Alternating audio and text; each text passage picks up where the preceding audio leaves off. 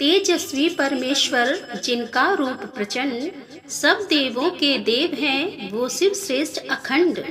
एक हाथ डमरू सजे, दूजे हाथ त्रिशूल, सतर रजतम के सूल सब शिव करते निर्मूल।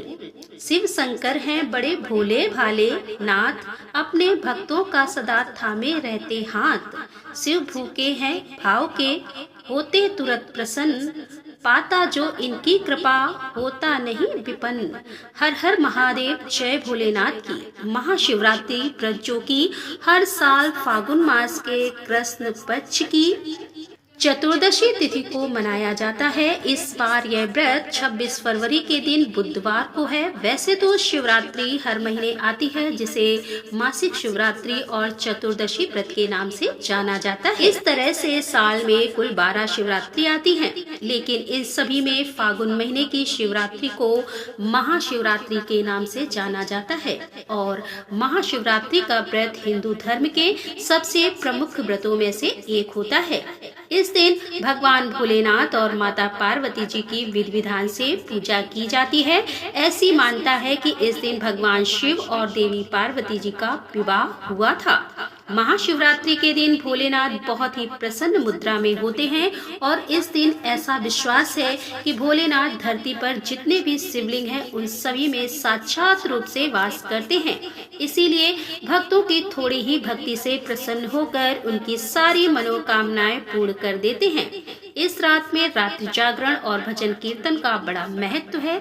इसीलिए भोले बाबा के भक्त महाशिवरात्रि पर 4 पहर की विशेष पूजा और रुद्राभिषेक भी करते हैं, ताकि भगवान शिव की असीम कृपा प्राप्त की जा सके।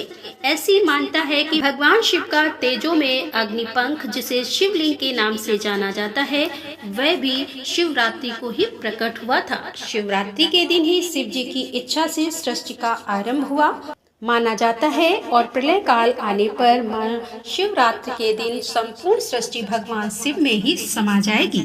ऐसे भोले बाबा जो दया के भंडार हैं, जो किसी को खाली हाथ नहीं जाने देते, तो चलिए जानते हैं उन्हीं भोले बाबा की असीम कृपा प्राप्त करने के लिए महाशिवरात्रि के दिन कौन से शुभ मुहूर्त में पूजन कर सकते हैं। 4 पहर की पूजा का और प्रदोष काल का शुभ मुहूर्त, इसके अलावा निश्चित काल मुहूर्त कब से कब तक रहेगा। इस बार फागुन कृष्ण चतुर्दशी तिथि प्रारंभ होगी 26 फरवरी बुधवार को सुबह 11:09 से और चतुर्दशी तिथि समाप्त होगी 27 फरवरी दिन गुरुवार को सुबह 8:54 पर। ऐसे में उदया तिथि के अनुसार इस बार 26 फरवरी दिन बुधवार को ही केवल महाशिवरात्रि का व्रत रहेगा। व्रत सुबह सूर्योदय से प्रारंभ होकर अगले दिन के सूर्योदय तक रहेगा। शिवरात्रि के व्रत में बहुत से लोग निराहार निर्जल रहकर व्रत रखते हैं, तो कुछ लोग एक समय फलाहार ग्रहण करते भी हैं और जिनकी सामर्थ्य व्रत रखने की ना हो, वे भी इस दिन शुभ मुहूर्त में भगवान शिव की और शिव की पूजा करके व्रत जितना ही पुण्य प्राप्त कर सकते हैं। 26 फरवरी को ब्रह्म मुहूर्त का समय रहेगा।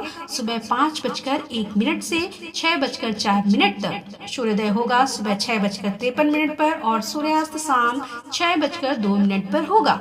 इस बार शिवरात्रि व्रत के दिन बहुत ही शुभ योग बन रहा है, जो कि शिव योग होगा, जो सुबह से लेकर रात तक 11:41 तक रहेगा और इसके बाद में सिद्ध योग प्रारंभ हो जाएगा। अमृत काल सुबह 6:02 से लेकर 7:31 तक रहेगा। राहु काल जो कि अशुभ मुहूर्त होता है, दोपहर 1:30 से लेकर 3 बजे तक रहेगा और भद्रा सुबह 1:08 से रात 10:05 तक रहेगी। भगवान शिव की पूजा के 4 पहर में प्रथम पूजा का मुहूर्त प्रारंभ होगा शाम 6:19 से लेकर 9:26 तक और पूजा का दूसरा पहर रात 9:26 से लेकर मध्यरात्रि 12:34 तक रहेगा। तीसरा पहर रात 12:34 से सुबह 3:41 तक रहेगा और चौथा पहर पूजा का रहेगा 27 फरवरी गुरुवार को सुबह 3:41 से लेकर 6:04 तक। वैसे तो भगवान शिव के भक्तों को इन चारों पहरों की ही पूजा करनी चाहिए। अगर 4 पहर में पूजा पूजा करना संभव ना हो पाए तो प्रथम पहर और अंतिम पहर के अलावा निश्चिता काल मुहूर्त और प्रदोष काल में भी पूजा करनी चाहिए।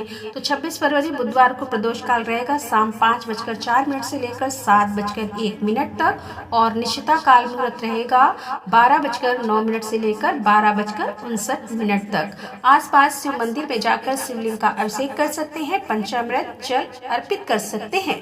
अगर ऐसा करना संभव ना हो तो आप मानसिक रूप से भी भगवान शिव के ओम नमः शिवाय मंत्र का सच्चे मन से जाप करके भी आप मानसिक पूजा शुभ मुहूर्त में दौरान कर सकते हैं।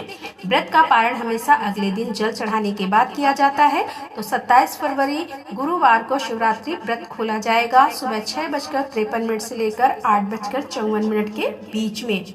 इस समय भगवान शिव को अर्पित किया गया प्रसाद ग्रहण करने के बाद सात्विक भोजन ग्रहण किया जा सकता है। और क्योंकि इस बार भद्रा का वास पाताल लोक में रहेगा तो पाताल लोक में भद्रा होने से पृथ्वी लोक पर अशुभ नहीं मानी जाएगी। ऐसे में भद्रा काल के समय आप पूजा पाठ कर सकते हैं, जला अभिषेक भी कर सकते हैं। लेकिन जो लोग भद्रा का बहुत ज्यादा विचार मानते हैं उन्हें सुबह भद्रा काल लगने से पहले और रात को भद्रा समाप्त होने के बाद पूजा करनी चाहिए।